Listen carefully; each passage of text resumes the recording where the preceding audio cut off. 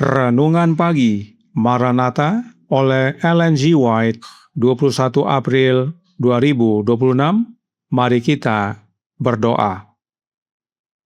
Bapa kami yang di sorga, Allah pencipta langit dan bumi, laut dan segala isinya, Allah yang maha besar, maha kuasa, sumber segalanya, yang kami sembah selalu melalui anak-Mu yang tunggal, Yesus Kristus. Terpujilah Yesus, anak Allah yang maha tinggi, yang adalah penebus, penolong, penghibur, pengantara kami. Pada pagi hari ini kami bersyukur boleh bangun dan berbakti dan sebagaimana membaca dan mendengarkan nasihat firman-Mu, kiranya ini menjadi pertobatan bagi kami semua, agar menjaga kesehatan kami dan mempromosikan hidup sehat. Beserta kami sepanjang perbaktian ini kehendak-Mu yang jadi, ampun kami akan dosa dan salah, karena kami berdoa hanya dalam nama anak Allah yang tunggal, Yesus Kristus, yang adalah Tuhan dan Juru Selamat kami. Amin. Renungan hari ini akan dibacakan oleh Ibu Wanda Pondaa. Kepada Ibu Wanda, kami persilahkan. Selamat pagi. Judul renungan pagi kita hari ini adalah Mempromosikan Hidup Sehat. Ayat inti terdapat di dalam Roma 12 ayat 1. Karena itu saudara-saudara, demi kemurahan Allah, aku menasihatkan kamu, supaya kamu mempersembahkan tubuhmu sebagai persembahan yang hidup, yang kudus, dan yang berkenan kepada Allah. Itu adalah ibadahmu yang sejati. Tidak mungkin seseorang mempersembahkan tubuhnya sebagai korban yang hidup, kudus, dan berkenan kepada Allah, sementara ia terus memelihara kebiasaan yang merampas kekuatan jasmani, mental, dan moralnya. Rasul kembali berkata, "Janganlah kamu menjadi serupa dengan dunia ini, tetapi berubahlah oleh pembaruan budimu, sehingga kamu dapat membedakan manakah kehendak Allah, apa yang baik, yang berkenan kepada Allah, dan yang sempurna." Roma 12 ayat 2. Kita hidup di dunia yang menentang kebenaran dan kemurnian karakter, dan terutama menentang pertumbuhan dalam kasih karunia. Kemanapun kita memandang, kita melihat kenajisan dan kerusakan, kebengkokan dan dosa. Betapa berlawanan semua ini dengan pekerjaan yang harus diselesaikan dalam diri kita sebelum menerima karunia keabadian. Umat pilihan Allah harus berdiri tanpa noda di tengah-tengah kerusakan yang berlimpah di hari-hari terakhir ini. Tubuh mereka harus dijadikan kudus, roh mereka murni. Jika pekerjaan ini hendak diselesaikan, maka harus segera dimulai dengan sungguh-sungguh dan penuh pengertian. Roh Allah harus memiliki kendali penuh, mempengaruhi setiap tindakan. Reformasi kesehatan adalah salah satu cabang dari pekerjaan besar yang mempersiapkan umat bagi kedatangan Tuhan. Pria dan wanita tidak dapat melanggar hukum alam dengan memanjakan nafsu yang rusak dan keinginan yang penuh hawa nafsu tanpa sekaligus melanggar hukum Allah. Karena itu, Ia telah mengizinkan terang reformasi kesehatan bersinar atas kita, agar kita menyadari dosa dari pelanggaran hukum yang Ia tetapkan dalam keberadaan kita sendiri. Menjelaskan hukum alam dengan jelas dan mendesak ketaatan kepadanya adalah pekerjaan yang menyertai pekabaran malaikat ketiga. Allah menghendaki agar pokok ini digerakkan dan pikiran orang banyak diguncang untuk menyelidikinya, sebab tidak mungkin pria dan wanita sementara berada di bawah kuasa kebiasaan berdosa yang merusak kesehatan dan melemahkan otak dapat menghargai kebenaran yang kudus. Barang siapa memelihara terang yang telah diberikan Allah kepadanya tentang reformasi kesehatan, ia memiliki bantuan penting dalam pekerjaan untuk disucikan melalui kebenaran dan dipersiapkan bagi keabadian. Demikianlah bacaan renungan pagi kita hari ini. Terima kasih, Tuhan Yesus memberkati. Terima kasih atas penata layanan Ibu Wanda. Tuhan Yesus memberkati. Selamat pagi saudaraku dalam Tuhan. Alkitab berkata dalam 1 Korintus 6 ayat 19 yang berbunyi, "Atau tidak tahukah kamu bahwa tubuhmu adalah bait Roh Kudus yang diam di dalam kamu, Roh Kudus yang kamu peroleh dari Allah, dan bahwa kamu bukan milik kamu sendiri?" Tentang ayat ini, Roh Nubuat menyatakan dalam Christian Temperance and Bible Hygiene halaman 8 paragraf 3. Ketika manusia mengambil tindakan apapun yang secara tidak perlu menghabiskan vitalitas mereka atau mengaburkan akal budi mereka, mereka berdosa terhadap Allah. Mereka tidak memuliakannya dalam tubuh dan roh mereka yang adalah miliknya. Inilah sebabnya nasihat untuk bertarak dan mengendalikan selera diberikan kepada umat-umat Allah. Pola makan mempengaruhi vitalitas tubuh kita. Mereka yang merusak vitalitas tubuhnya berdosa terhadap Allah. Sebab tubuh kita adalah bait-Nya. Tubuh kita adalah milik Allah.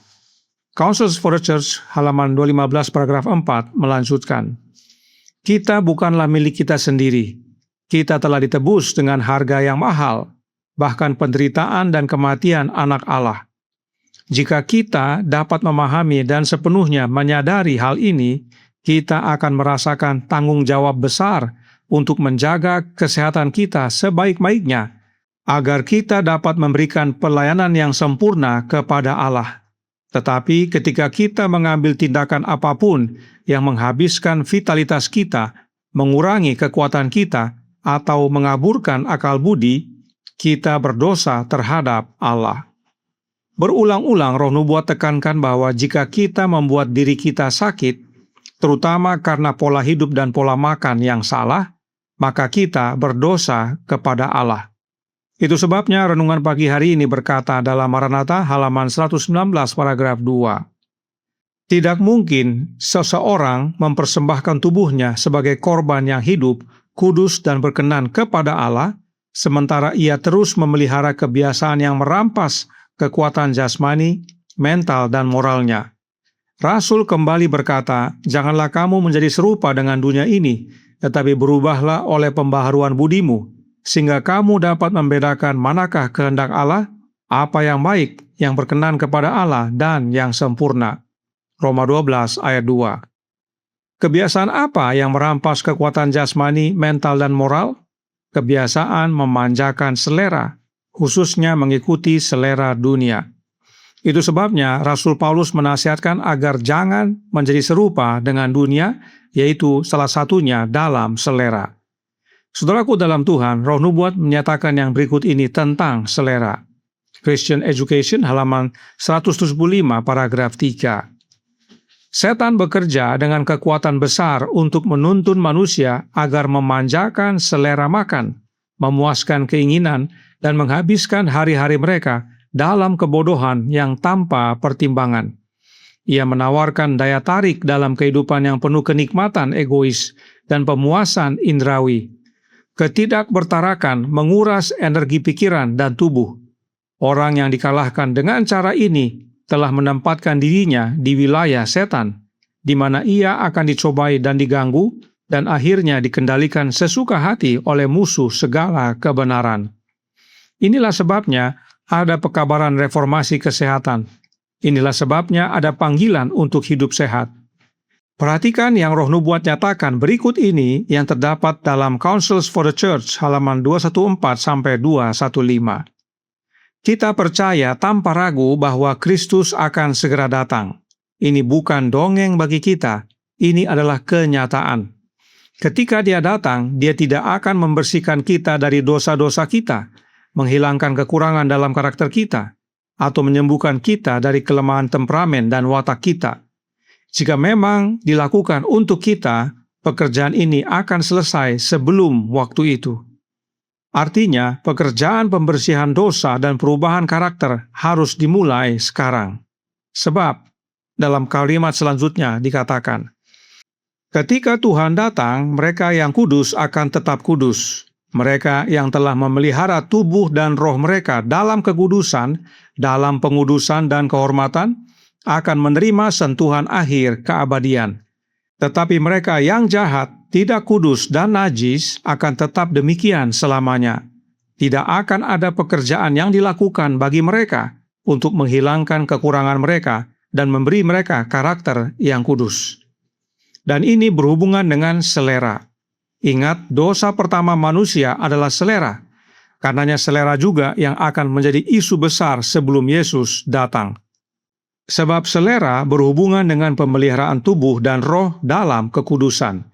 Jika selera membuat tubuh kita sakit, adakah itu memelihara tubuh kita dalam kekudusan? Tentu tidak. Nah, perhatikan apa yang renungan pagi hari ini nyatakan. Siapa yang mengerjakan pengendalian selera tersebut? Maranatha halaman 119 paragraf 2 berkata, kita hidup di dunia yang menentang kebenaran dan kemurnian karakter, dan terutama menentang pertumbuhan dalam kasih karunia.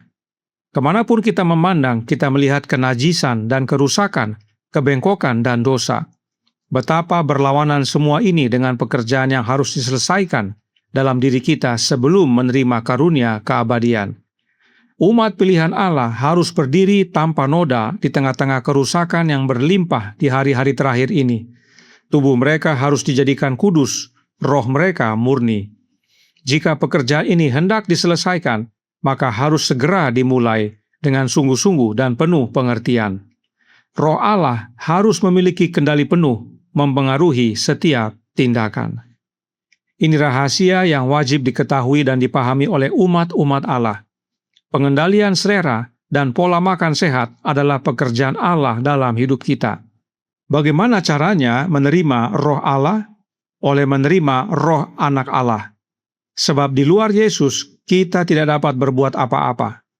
Karenanya, langkah pertama untuk bertarak dan menghidupkan pola makan sehat bukan ikut seminar kesehatan, tetapi menerima Kristus dalam hati kita. Berikan kepada Kristus kendali penuh, agar Yesus mempengaruhi selera kita dan setiap tindakan kita. Maka, hidup kita menjadi promosi kesehatan yang penuh kuasa tanpa bicara. Tuhan memberkati, saya bawa dalam nama Yesus. Amin. Mari kita berdoa. Bapa kami yang di sorga, Allah pencipta langit dan bumi, laut dan segala isinya, Allah yang maha besar, maha kuasa, sumber segalanya, yang kami sembah selalu melalui anak-Mu yang tunggal, Yesus Kristus. Terima kasih atas nasihat yang penting bagi kami pada pagi hari ini, yaitu panggilan untuk hidup sehat dan mempromosikan hidup sehat. Dan satu-satunya cara untuk kami dapat hidup sehat adalah dengan menyerahkan kendali penuh hidup kami kepada Engkau ya Bapa di dalam anak-Mu. Karenanya tolong kami ya Bapa, karuniakanlah roh anak-Mu dalam hati ini, sebab hanya dengan menerima roh anak-Mu maka Engkau hadir dan mengendalikan hidup kami. Dan kami pun dari hari ke hari hidup sehat, mengendalikan selera, berolahraga, menghirup udara segar, sinar matahari, dan teristimewa berdoa dan membaca firman-Mu. Dan kiranya ini menjadi kesaksian bagi banyak orang tanpa bicara. Beserta kami sepanjang hari ini kehendak-Mu yang jadi, ampun kami akan dosa dan salah, karena kami berdoa hanya dalam nama anak Allah yang tunggal, Yesus Kristus, yang adalah Tuhan dan Juru Selamat kami. Amin.